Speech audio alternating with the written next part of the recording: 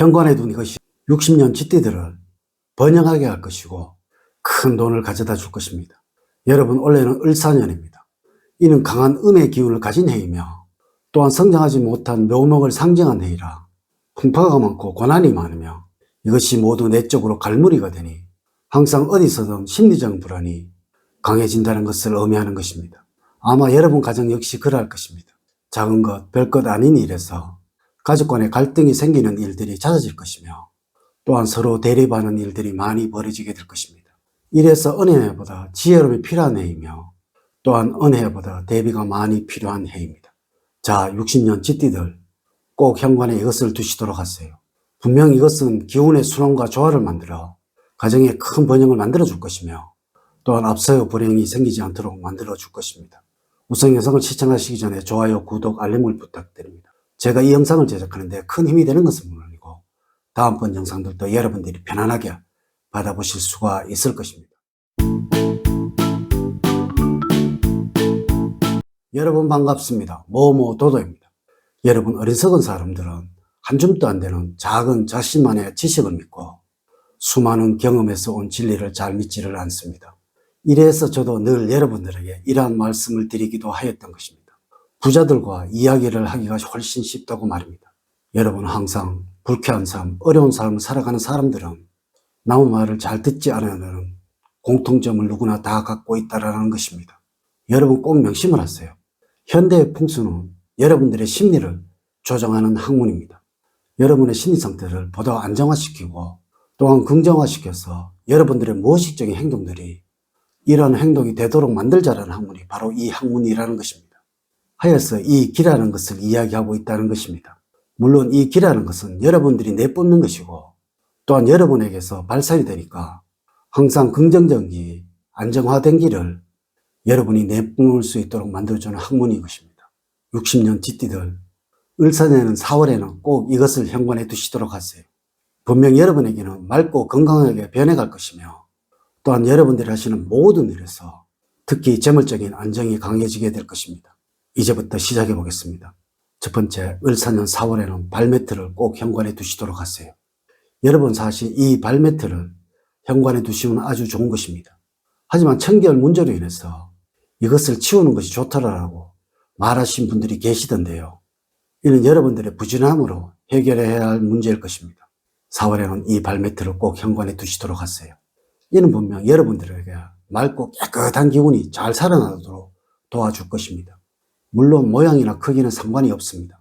나가실 때, 들어오실 때 이곳을 한 번씩 밟고 다니시는 것이 중요한 것입니다. 이 역시 여러분들에게 안정을 줄 것이며 또한 심리적인 포근함을 만들어 줄 것입니다. 이래서 이것이 올 4월에는 꼭 필요한 것입니다. 두 번째, 을사년은 이 현관에 거울을 꼭 두도록 하세요. 여러분, 현관에는 반드시 좌측이든 우측이든 거울을 하나 꼭 두시도록 하세요. 이 거울은 강한 수호형의 결정체라는 것을 제가 말씀드린 적이 있습니다.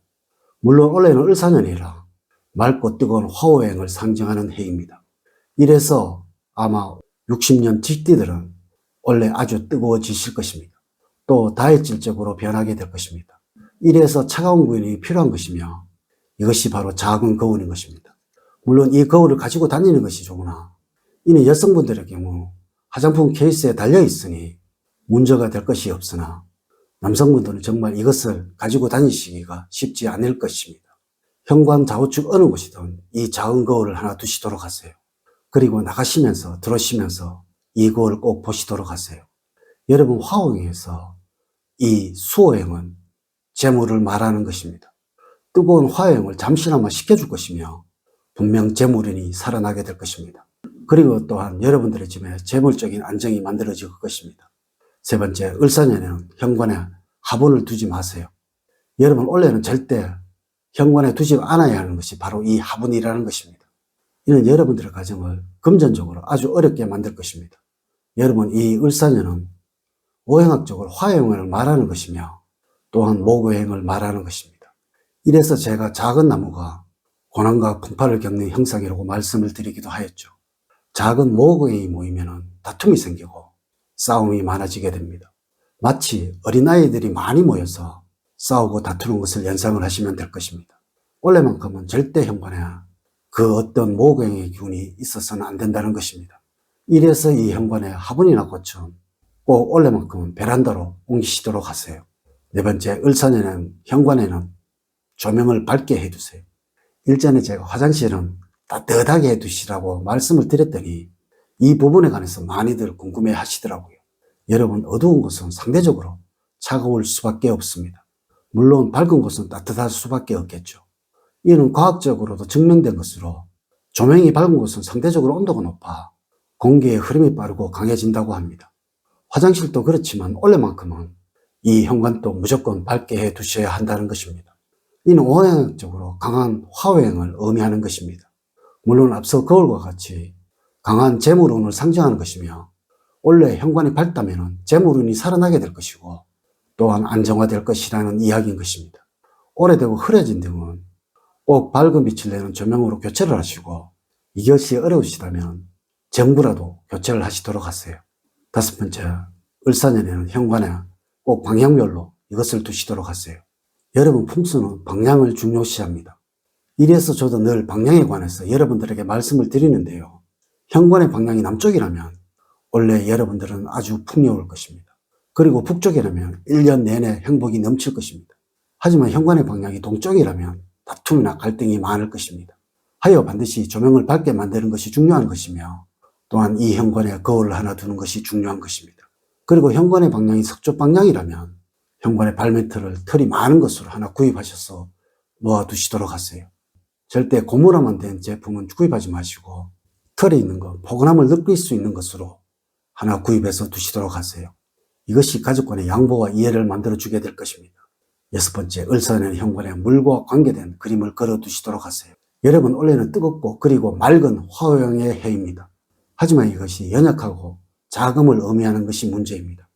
우리의 풍수와 사주와 관사나 그리고 모든 학문들이 항상 스스로의 기운이 강해야 모든 운을 얻을 수 있다고 말을 하고 있다는 것입니다. 물론 이렇기에 제가 앞서 올해는 다툼과 갈등이 많을 것이라고 말씀을 드리기도 하였던 것입니다. 여러분, 이것을 해결하기 위해서 가장 좋은 방법은 원래 현관 주변에 물과 관계된 그림을 걸어두는 것이 가장 좋다는 것입니다. 물론 이 물과 관계된 그림은 돈을 상징하고 지혜로움을 상징하는 그림이기도 한 것입니다. 이래서 제가 앞서 말씀을 드렸듯이 지혜로움이 꼭 필요한 올해이니 이 그림을 그려두는 것이 가장 좋다라고 말씀을 드리는 것입니다. 여러분, 오늘은 을사년에 현관에 두면 아주 좋은 것들에 관해서 말씀을 드렸습니다.